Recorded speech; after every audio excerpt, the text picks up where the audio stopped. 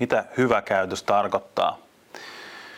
Nuorena mäkin esimerkiksi luulin, että se tarkoittaa jotakuinkin tätä. Että hyväkäytökset ihmiset on semmoisia Ankkalinnan ompelukerholaisia, jotka katsoo nenänvarttaan pitkin muita, jotka ei tunne etikettiä, että voi mitä moukkia. Se on täysin väärin. Itse asiassa asia on yleensä päinvastoin. Yleensä toisten käytösvirheitä ja huonoa käytöstä ei kannata edes huomata. Siihen ei kannata kiinnittää huomiota. Ja hyvä käytöstä ei ole se, että mennään sormi ojossa osoittamaan, että hei, nyt olet unohtanut etiketin. Hyvän käytöksen salaisuus on aika yksinkertainen. Parhaiten käyttäytyy se, joka saa muut tuntemaan olonsa mukavaksi. Se, joka saa muut tuntemaan olonsa hyväksi, käyttäytyy yleensä hyvin. No tietysti elämässä on opettajia ja valmentajia ja poliiseja ja sun muita, joiden täytyy välillä käskeä sua. Ja silloin sä yleensä teet kaikkien elämästä parempaa, kun sä tottelet. Mutta noin muuten yleensä elämässä se, että sä saat muut tuntemaan olonsa paremmaksi, kun sä oot paikalla, tarkoittaa sitä, että sulla on hyvä käytös. Mitä siihen sitten tarvitaan? Siihen tarvitaan se, että huomaa muut ihmiset. Että maailma ei pyöri sun oman navan ympärillä. Tämä ei ole sun maailma, tämä on meidän kaikkien maailma. Maailma ei ole tehty sua varten, se on tehty meitä varten. Ovien avaaminen toisille ihmisille. Hirveän pieni juttu, mutta se vaatii sen, että sä huomaat, että hei, tässä maailmassa on muitakin ihmisiä, joiden pitää myös päästä näistä ovista, ei ainoastaan minun. Kaikki kohteliaisuus lähtee siitä, että sä huomaat muiden ihmisten olevan olemassa. Kuulostaako liian yksinkertaiselta? Jos se olisi niin yksinkertaista, minkä takia joku aina seisoo keskellä käytävää muiden tiellä?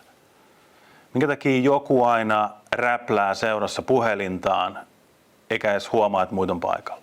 Minkä takia joku aina soittaa videoita puhelimesta niin kovalla, että kaikki muutkin joutuu kuuntelemaan? Mitä tarkoittaa hyvä tahto? Se tarkoittaa sitä, että sä toivot, että kaikilla menee hyvin.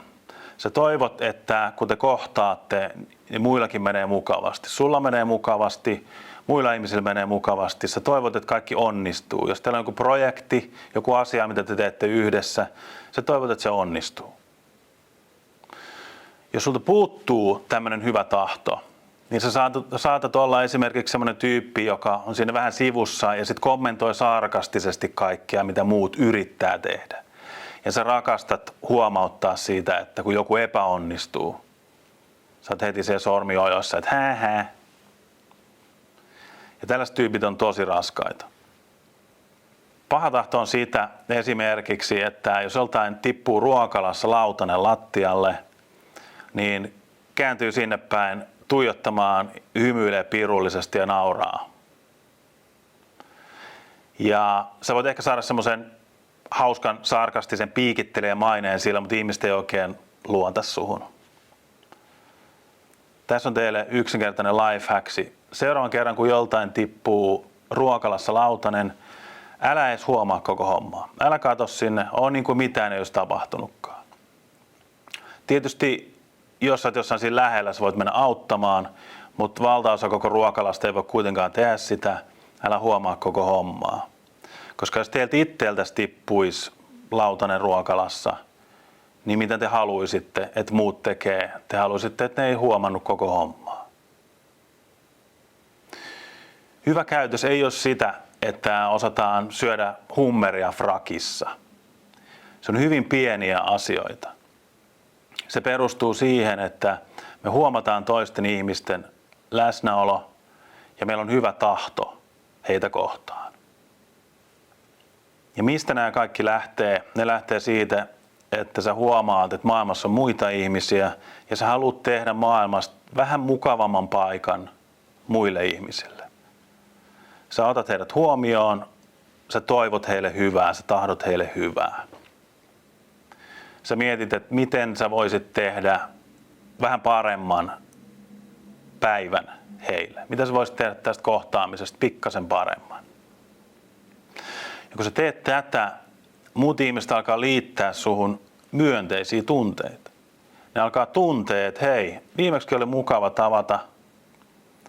Ja nyt ne ei ole oikeastaan, kun ne näkee sut, niin ne tulee hyvällä tuulella, saattaa hymyillä. Ne huomaa, että okei, mun päivät tulee vähän paremmaksi jo sillä, että mä näen tämän hyvän tyypin.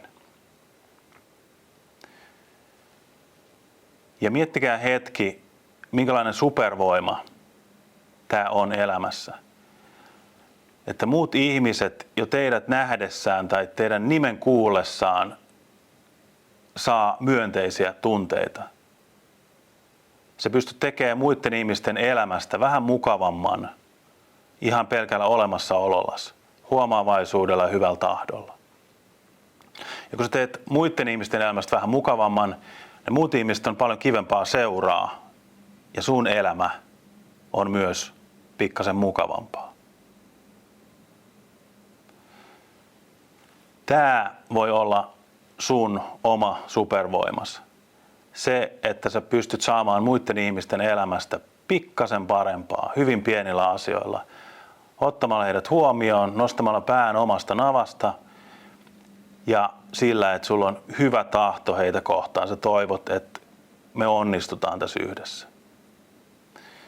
Jos sä pystyt kehittämään tämmöisen supervoiman, niin maailma näyttää aika paljon erilaiselta.